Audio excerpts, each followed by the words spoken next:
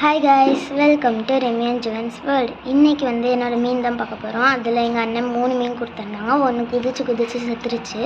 இப்போ மீதி 2 மீன் தான் இருக்குது. அதை வாங்க பார்க்கலாம். இந்த பெருசாக இருக்குல்ல, அதுதான் ஃபீமேல். அப்புறம் கலர் வால் அதான் மேல். நான் எதிர்பார்க்கவே இல்லை.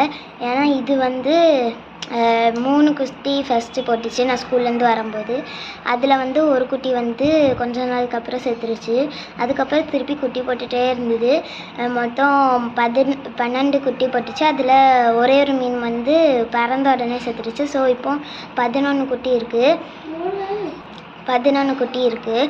ஏன்னா நான் எங்கள் வீட்டில் எப்போவுமே மீன் வளர்த்தா அது செத்து தான் போகும். ஆனால் இது ஒன்று தான் குட்டி போட்டிருக்கு. சரி வாங்க நம்ம அந்த குட்டியை பார்க்கலாம்.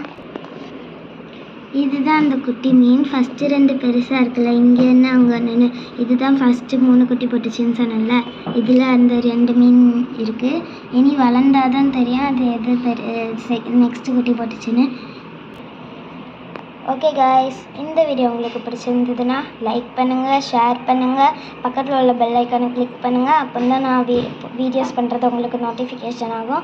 இந்த வீடியோ பிடிச்சிருந்ததுன்னா சப்ஸ்கிரைப் பண்ணுங்கள். யாரெல்லாம் புதுசாக பார்க்குறீங்களோ அவங்களாம் மறக்காமல் சப்ஸ்கிரைப் பண்ணிடுங்க. ஓகே, இந்த மாதிரி உங்களுக்கு இன்ட்ரெஸ்டிங்கான வீடியோ வேணும்னா சப்ஸ்கிரைப் பண்ணுங்கள். ஓகே, பாய் காய்.